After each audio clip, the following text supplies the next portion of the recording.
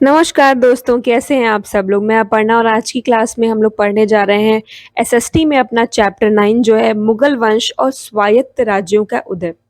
देखिए सीटेट के एग्ज़ाम की डेट आ गई है 20 अगस्त है मतलब अब ये समय है जहाँ सिर्फ पढ़ाई होनी है, क्वालिटी स्टडी होनी है और जितने भी इम्पोर्टेंट टॉपिक हैं सारे कवर करने हैं।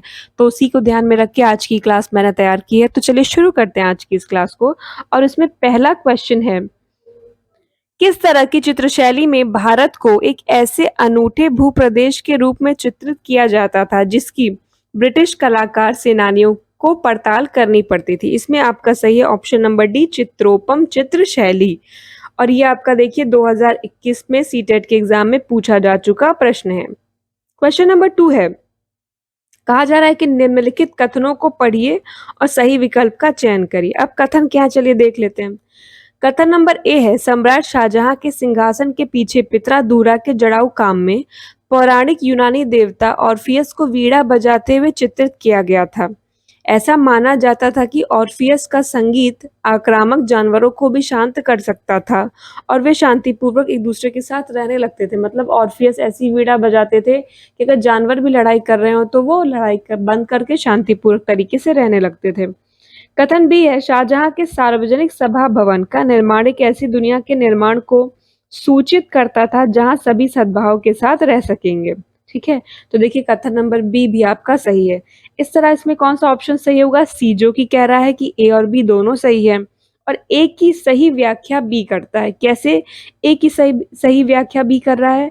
क्योंकि ए में बता रहा है कि ऑर्फियस ऐसा वीणा बजा रहे थे, ऐसा चित्र लगा रखा है शाहजहां के सिंहासन के पीछे जहां बताया जा रहा है कि ऑर्फियस ऐसी वीणा बजा रहे हैं जहां जानवर भी शांत हो जा रहे हैं। मतलब कैसी भावना को सूचित किया जा रहा है? जहां सद्भाव की भावना हो एक दूसरे के प्रति। इस तरह आपका सही होगा ऑप्शन नंबर सी। और देखिए ये क्वेश्चन आपका पूछा जा चुका है 2022 के सीटेट के एग्जाम में। तो देखिए मैंने आप लोग को आराम रहे इसलिए जो आंसर है उसको हाईलाइट कर दिया है कि आप चाहें तो इन सब का स्क्रीनशॉट लेके बाद में रिवीजन कर सकते हैं। इसके साथ ही मैंने हिंदी में प्रश्नों को लिखा है, इसके साथ इंग्लिश में भी लिखा है कि जो लोग इंग्लिश मीडियम के हों या हिंदी में ना समझ पाएँ तो वो भी आसानी से प्रश्नों को समझ सकें। तो देखिए क्वेश्चन नंबर 3 है, निम्नलिखित में से किस ग्रंथ या किताब में गढ़कटंका के गोंड साम्राज्य का उल्लेख मिलता है जिसमें 70,000 गांव थे? और इसमें आपका सही है ऑप्शन नंबर डी अकबरनामा। देखिए अकबरनामा मुगल बादशाह अकबर के दरबारी अबुल फजल द्वारा लिखा गया इतिहास का एक प्रसिद्ध ग्रंथ है। और अकबरनामा का शाब्दिक अर्थ क्या है? अकबर की कहानी। तो देखिए ये जो मैंने आपको पॉइंट बताया ये दोनों इंपॉर्टेंट है, इनको जरूर याद रखिएगा। ये एक इंपॉर्टेंट क्वेश्चन है जो आपका 2022 में पूछा जा चुका है। क्वेश्चन नंबर 4 पूछ रहा है, उत्तराधिकार की मुगल परंपराएं किस पर आधारित थी? अब उत्तराधिकार की किसकी परंपरा के बारे में पूछा जा रहा है? मुगल परंपरा की। तो इससे पहले जो हमारी क्लास थी उसमें मैं आपको बता चुकी हूँ कि जो मुगल की जो परंपराएं हैं वो उत्तराधिकार की वो सहदायाद पे थी। मतलब जहां उत्तराधिकार का विभाजन समस्त पुत्रों के बीच कर दिया जाता था। यानी इसमें आपका सही ऑप्शन नंबर बी। और देखिए सवाल पूछा जा चुका है 2021 के एग्जाम में। अब आपका क्वेश्चन नंबर 5 है जो पूछ रहा है कि शाहजहानाबाद की योजना में यमुना की क्या भूमिका थी? इसमें आपका सही ऑप्शन नंबर बी, यानी राजमहल को ही नदी पर पहुंच का नियंत्रण देना। ये आपका सवाल देखिए इंपॉर्टेंट क्वेश्चन है, ये पूछा जा चुका है 2021 के एग्जाम में। क्वेश्चन नंबर 6 है कि अकबरनामा के अनुसार सूबेदार का कार्यभार था राजनैतिक और सैनिक कार्य, राजनैतिक और वित्तीय कार्य, केवल राजनैतिक कार्य, केवल धार्मिक कार्य? इसमें सही है ऑप्शन नंबर ए, यानी अकबरनामा के अनुसार सूबेदार का कार्यभार क्या था? राजनैतिक और सैनिक कार्य था। यह आपका 2021 में पूछा जा चुका है। क्वेश्चन नंबर 7 है कि निम्नलिखित कथनों के आधार पर सही विकल्प की पहचान कीजिए। कथन ए है, गुजरात और बंगाल में जब्त व्यवस्था प्रचलित थी।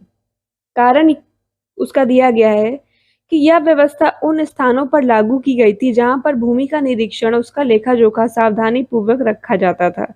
अब देखिए इसमें आपका सही ऑप्शन नंबर डी, जो कह रहा है ए गलत है लेकिन आर सही है। मतलब कथन गलत है कि गुजरात और बंगाल में जब्त व्यवस्था प्रचलित थी, ये गलत है। ठीक है, जो जब्ती प्रणाली थी, सुन लीजिए कि जो जब्ती प्रणाली थी वो मुगल साम्राज्य में अकबर के समय टोडरमल द्वारा स्थापित की गई भू राजस्व प्रणाली थी। इस प्रणाली में भूमि की पैमाइश और खेतों की वास्तविक पैदावार को आंकने के पश्चात कर का निर्धारण किया जाता था। ठीक है। और इस प्रणाली में कर निर्धारण की दो श्रेणियां थी।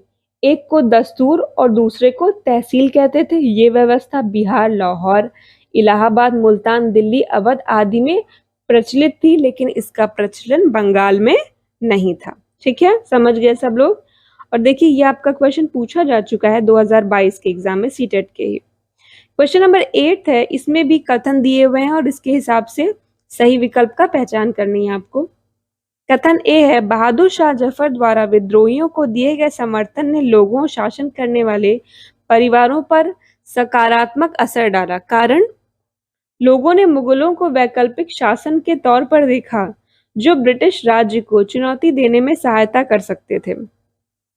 तो देखिए 8 में आपका जो है ऑप्शन नंबर ए सही है, जो है ए और आर दोनों सही हैं और आर सही व्याख्या करता है ए की। ठीक है, ये आपका प्रश्न पूछा जा चुका है कहाँ, 2022 सीटेट के एग्जाम में। ठीक है। क्वेश्चन नंबर 9 है कि निम्नलिखित में से कौन सा एक स्रोत एक प्राथमिक स्रोत है।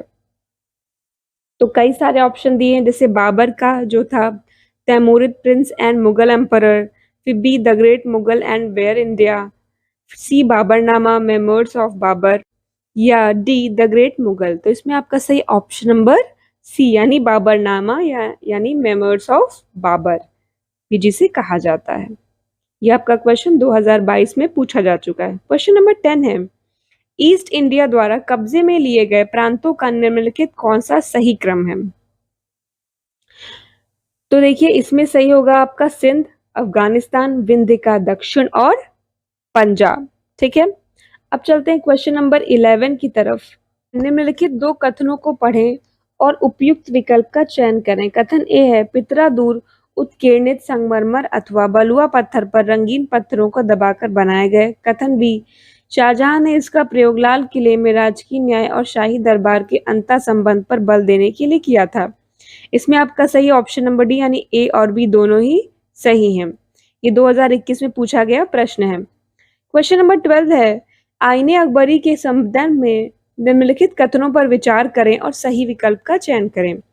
कि यह अबुल फजल द्वारा लिखा गया। बी, इसमें विभिन्न प्रकार की चीजों, फसलों, कीमतों, राजस्व और मजदूरी वगैरह का सांख्यिकी विवरण है। सी, यह अकबर के पूर्वजों का विवरण देती है। तो इसमें आपका सही ऑप्शन नंबर ए यानी ए और बी सही, यानी अबुल फजल द्वारा दी गई है, लिखी गई है और इसमें विभिन्न प्रकार की चीजों, फसलों, कीमतों, राजस्व और मजदूरी वगैरह का सांख्यिकीय विवरण पाया जाता है।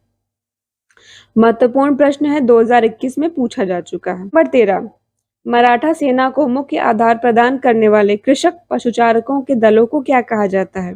कुनबी कहा जाता है, यानी इसमें सही ऑप्शन नंबर ए। अब क्वेश्चन नंबर 14 है कि अकबर के सर्वत्र शांति विचार का उदय हुआ क्योंकि उसने विभिन्न धर्मों और उनके रीति रिवाजों में रुचि ली थी। वह धर्म और धर्म मुखियों पर नियंत्रण करना चाहता था। वह राजनीतिक संघर्ष समाप्त करना चाहता था। वह अपने उत्तराधिकारियों के लिए एक शांतिपूर्ण साम्राज्य बनाना चाहता था। देखिए इसमें आपका सही ऑप्शन नंबर ए, यानी उसे विभिन्न धर्मों और उनके रीति रिवाजों में रुचि थी। एक महत्वपूर्ण प्रश्न है, फिर से आ सकता है, 2021 में पूछा भी जा चुका है। क्वेश्चन नंबर 15 है, जो कि कह रहा है कि मुगल साम्राज्य की स्थिरता का आधार था। इसमें आपका सही ऑप्शन नंबर सी, भूमि कर जो आय का मुख्य साधन था। अब हम चलते हैं अपने अगले प्रश्न की तरफ, जो है आपका प्रश्न नंबर 16 और ये 2021 में पूछा जा चुका प्रश्न है। 16 कह रहा है कि 8वीं और 18वीं सदी के मध्य विभिन्न क्षेत्रों में साजी वास्तुकला शैलियां पाई जाती हैं क्योंकि ऑप्शन नंबर ए सही है। कारण सुन लीजिए, बड़े साम्राज्यों द्वारा विभिन्न क्षेत्रों को साथ लाना और परिणाम स्वरूप उनकी आकार और शैलियों का परस्पर संकरण होना। तो देखिए ये आपका सवाल पूछा जा चुका है 2021 सीटेट के एग्जाम में। तो सर आप देख सकते हैं कि इस सीरीज में मैंने सारे वो क्वेश्चन सम्मिलित किए हुए हैं जो प्रीवियस ईयर में पूछे जा चुके हैं, इसलिए अगर आपने अभी तक इस चैनल को सब्सक्राइब नहीं किया तो प्लीज़ कर दें, क्योंकि यहीं पे आपको मिलता है सारे इंपॉर्टेंट क्वेश्चंस का खजाना। क्वेश्चन नंबर 17 है, आईने अकबरी के विषय में निम्नलिखित कथनों में से कौन सा सही है? इसमें आपका सही है ऑप्शन नंबर सी। सी क्या है? यह अकबर के प्रशासन के विविध पहलुओं के विषय में संपन्न सांख्यिकी विवरण प्रस्तुत करती है। अगला प्रश्न है 18, जो कि कह रहा है 18वीं सदी में किसके नेतृत्व में बंगाल धीरे धीरे मुगल नियंत्रण से अलग हो गया था? ऑप्शन नंबर सी सही है, मुर्शिद कुली खान। यानी 18वीं सदी में मुर्शिद कुली खान के नेतृत्व में बंगाल धीरे धीरे मुगल नियंत्रण से अलग हो गया था। यह आपका क्वेश्चन 2018 में पूछा जा चुका है। क्वेश्चन नंबर 19 है, निम्नलिखित में से कौन सा मुगल चहार बाग का एक स्थल नहीं है? इसमें आपका सही option number B, कुव्यत ul Islam मस्जिद। देखिए ये भी एक इम्पॉर्टेंट क्वेश्चन है, 2016 में पूछा जा चुका है, फिर से इस साल आ सकता है। क्वेश्चन नंबर 20, मुगल वास्तुशिल्प मिश्रण है, तो इसमें सही होगा आपका ऑप्शन नंबर ए, फारसी व भारतीय शैलियों का। ठीक है। क्वेश्चन नंबर 21 है, विश्व शांति का विचार किस मुगल शासक ने आगे बढ़ाया? शाहजहां, हुमायूं, जहांगीर या अकबर? इसमें आपका सही है ऑप्शन नंबर डी, अकबर। देखिए मुगल वंश के तीसरे शासक अकबर ने विश्व शांति का विचार प्रसारित किया। अकबर के पिता का नाम क्या था? हुमायूं था। और अकबर ने 1582 में दीन इलाही धर्म की शुरुआत की थी। यह आपका 2012 में पूछा गया प्रश्न है। क्वेश्चन नंबर 22 है कि पिष्टक का क्या अर्थ है, जो मुगल वास्तुकला का एक महत्वपूर्ण पहलू है? इसमें आपका सही ऑप्शन नंबर बी, मेहराब द्वार, प्रवेश द्वार। यह आपका 2022 में पूछा गया प्रश्न है। क्वेश्चन नंबर 23 है कि ए तथा कारण आर को पढ़ें और सही विकल्प चुनें। यानी कथन ए को पढ़ें, फिर उसके कारण को पढ़ें और सही विकल्प फिर बताएं। कथन है आपका कि 1765 के बाद बंगाल की अर्थव्यवस्था में संकट से कारीगरों और किसानों पर बुरा प्रभाव पड़ा। कारीगरों का उत्पादन गिर रहा था और खेती चौपट होने की दिशा में अग्रसर थी। 1770 में पड़े अकाल से बंगाल में 1 करोड़ लोगों की मौत हो गई थी। कारण क्या दिया जा रहा है? बंगाल की दीवानी मिलने के बाद ईस्ट इंडिया कंपनी की कोशिश यही थी कि वह ज़्यादा से ज़्यादा राजस्व हासिल करे और कम से कम कीमत पर बढ़िया सूती और रेशमी कपड़ा खरीदे। बंगाल में वसूले गए राजस्व का इस्तेमाल निर्यात के लिए चीज़ों को खरीदने में किया जाता था। इसमें आपका सही option number A. Option number A क्या कह रहा है कि ए और आर दोनों सही है, यानी कथन भी सही है और कारण भी सही है, और आर सही व्याख्या करता है ए की। देखिए इंपॉर्टेंट क्वेश्चन है, आपका पूछा जा चुका है ये 2022 के एग्जाम में। अब आपका आज के सेशन का आखिरी प्रश्न है कि दीवाने खासो आम की वास्तु विशेषताएं कैसे यह विचार देती हैं कि राजा भगवान का प्रतिनिधि होता था? तो ऑप्शन नंबर 20 का सही है, जो कि कह रहा है कि राजा के बैठने का ऊंचा सिंहासन यह दर्शाता है कि वह सबसे ऊपर है।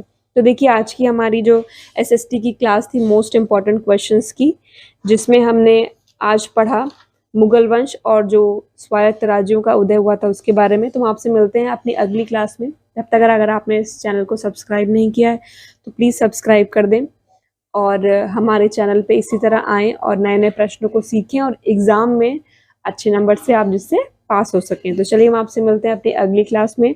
तब तक आप सभी को आपके आने वाले एग्ज़ाम के लिए बेस्ट विशेज़।